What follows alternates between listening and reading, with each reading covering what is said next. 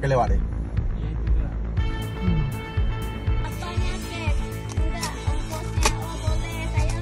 Seorang wanita berusia berinisial E, berusia 37 tahun terpaksa berurusan dengan polisi. Ia dibekuk tim elang Satuan Reserse Narkoba Polres Nagan Raya karena diduga mengedarkan narkotika jenis sabu-sabu. Pelaku sempat ingin membuang barang bukti saat dihentikan petugas. Saat diperiksa ternyata bawaan pelaku adalah narkoba. Bersamaan dengan E, petugas mengamankan 7 paket sabu siap edar. Petugas meyakini E juga masuk dalam sindikat jaringan peredaran narkoba di Nagan Raya, sehingga pengembangan tetap dilakukan agar bisa menemukan para pengedar lainnya.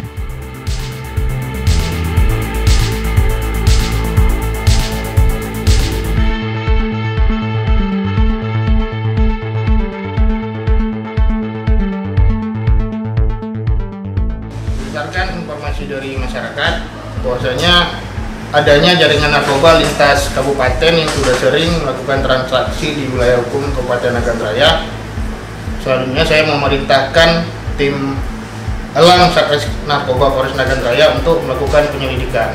Jadi sekira pada hari Senin tanggal 16 Januari 2023 sekira pukul 10 WIB kita mendapatkan informasi dari masyarakat bahwasanya jaringan narkoba lintas kabupaten yang kita maksud akan melakukan transaksi di wilayah hukum Polres Nagan Raya. Selanjutnya kita memerintahkan tim untuk melakukan penyelidikan. Sekira pukul 12.00 WIB, tim melihat target adanya melintas di salah satu jalan lintas nasional Nagan Raya. Selanjutnya kita melakukan pengejaran. Kita lakukan penangkapan dan penggeledahan. Ditemukan barang bukti yang ada disimpan di dalam tas milik pelaku. Pada saat penangkapan kita berhasil mengamankan 7 paket sabu-sabu, 7 sak atau 26 gram. Untuk ancaman maksimal 20 tahun penjara, kita jerat dengan pasal 114 junto 112 Undang-Undang Narkotika.